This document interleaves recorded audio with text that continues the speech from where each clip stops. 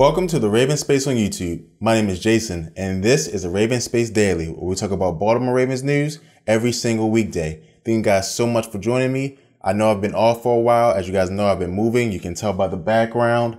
Don't worry, I'm going to put something up there. It's going to be awesome. So again, give me some time. It should be coming in the next couple of days. Thank you guys, for coming back. I really do appreciate it. Some big stories dropped, so we're going to hop right into it. First, I want to let you guys know that the RavensSpace, and especially this episode, is sponsored by the RavensSpace Patreon. You can go to the Patreon, and if you help us out, give us some money, we will in return give you gifts, give you prizes, Ravens tickets, early access to videos, a lot of different things. You have a direct line to me. I answer the Patreon members first every single time. So again, please check that out. I'll put the link in the description below. And let's hop into the news. So I'm a little late because I was off for a couple days, but I'm going to hit the big topics. The first news story is Tavon Young tore his ACL in organized team activity. This is heartbreaking. A lot of you guys know that I love Tavon Young. I thought he was one of the best players on our defense last year. He stepped up in a big role. He was a young player, and he really did perform like a veteran out there against big receivers, quick receivers. It didn't matter what kind of receiver, he performed. He was going to have a role in the slot. He was going to be a great slot defender. I thought that he was poised for a big season, and he tore his ACL. And it showed me two things. One, it reminded you that this is why football is the hardest sport to consistently win. And there's so much turnover. And it's because anybody can just get hurt at any time. Sucks for Tavon Young. He's young in his career. I was super sad for him, and super sad for the team. But it also showed me another thing, and it showed me that we all have to trust Ozzie Newsome, because he was right.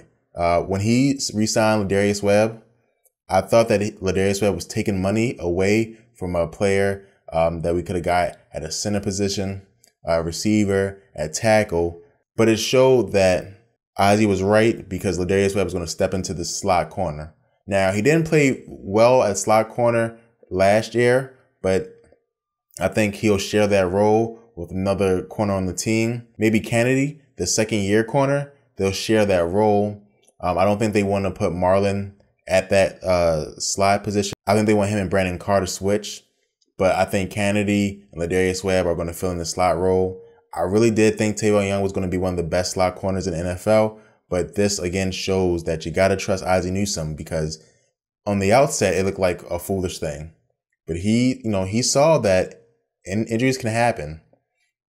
So, getting him out there is a good thing. So Ladarius Webb was going to step into that role. I've received a lot of mailbag questions asking who you think will step into the role. I think the culprit number one will be Ladarius Webb. He'll step into that role, and he'll switch out every now and then with Kennedy.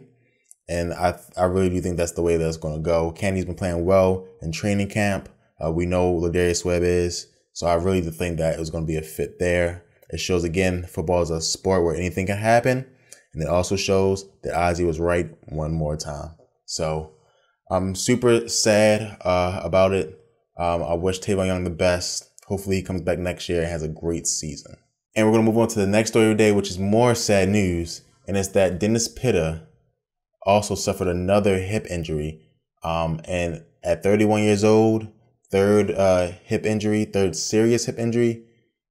Dennis Pitta, I'm pretty sure he's going to retire. And it's a sad end to his career, because that Super Bowl run that we had, he was on fire. Him, Anquan Bolden, Joe Flacco were on fire. And to see that his career, more or less will be summed up, by injuries. As a injury-prone player, is super sad, because when he was younger, he had enormous potential.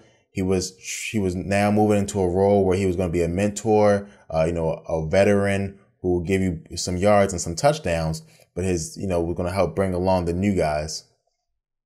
And again, I'm super sad. Sorry for Dennis Pitta. Sorry for his family, his friends, and all that good stuff. Now, the bigger picture, because, I don't want to just move on, but the bigger picture is the tight end battle. And because of Dennis Pitta's injury, that means that they're going to place him on IR. And now only 2 of the remaining tight ends will probably get cut. So, things will switch up. But it sucks, again, that Dennis Pitta won't be able to play this year. And I really do think that this is the end of his time as a Baltimore Raven, which is super sad. The city of Baltimore loves Dennis Pitta. He was one of my favorite players.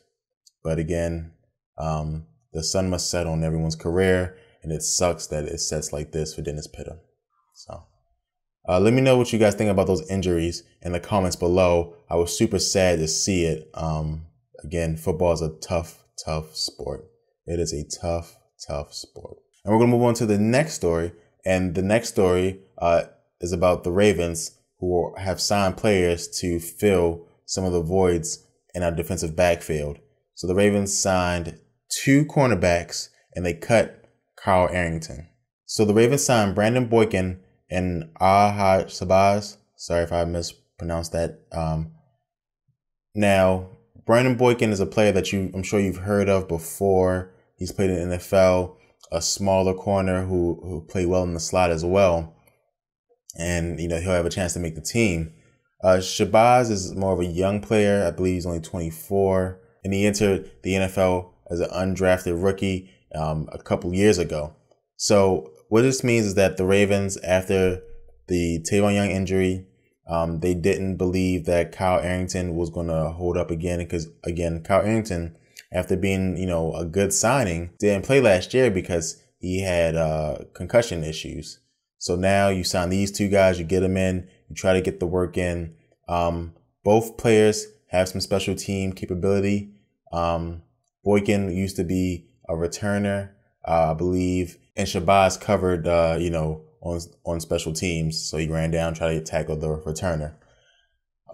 Again, none of these are going to be as good as Tavon Young was going to be. There is no replacement for Tavon Young the way that he played last year. And he was going to have a big role, I believe. I think now the Ravens have to kind of rethink the way that they were going to attack defense. I don't know now, with Ladarius Webb being a step slower, you want to be in so much nickel packages. But again, we shall see, because the Ravens will have to do something. But I'm telling you, Marcus Kennedy's going to step up. These 2 players are nice. Kennedy's going to step up for you guys. I promise you. And now we're going to move to the mailbag. Again, we answer a mailbag question at the end of every single episode of RavensSpace Daily. And we also answer them on the RavensSpace mailbag. Again, we won't be having the special shows this week. We'll get back to that next week because of all the things that have been happening with the move and different things like that. But let's hop right into the question. Question sponsored by RavensSpace t-shirts. Check it out. Buy a t-shirt. They're awesome. And this question is from Brandon. And Brandon asks, do you think the Ravens might go after Macklin now that he's available? So if you guys didn't know, the Chiefs cut Jeremy Macklin. Macklin was the #1 receiver there. He really didn't perform like a #1 receiver, had some injury issues and different things like that. I think that Ozzie will listen. I think Ozzie will hear out, but I don't think that he will necessarily just go for Macklin. And it's because Macklin is more of what the Ravens have. Macklin, his main skill when he was younger was speed. Speed kills. He was fast. He was a blazer. And the Ravens have 2 blazers already. And, we haven't really seen Chris Moore play, but Chris Moore is also pretty fast. So it's, how many of one receiver can you have? So I don't think the Ravens really try to jump out there for him. If they did, it'd be cool. He was talented. We haven't really seen him healthy in a while, but when he was healthy, he was making plays for the Chiefs, I believe for the Eagles, for a lot of different teams. So he's a good player if he's healthy. The Ravens don't know if he's healthy, but again, he does exactly what Perryman wants to do.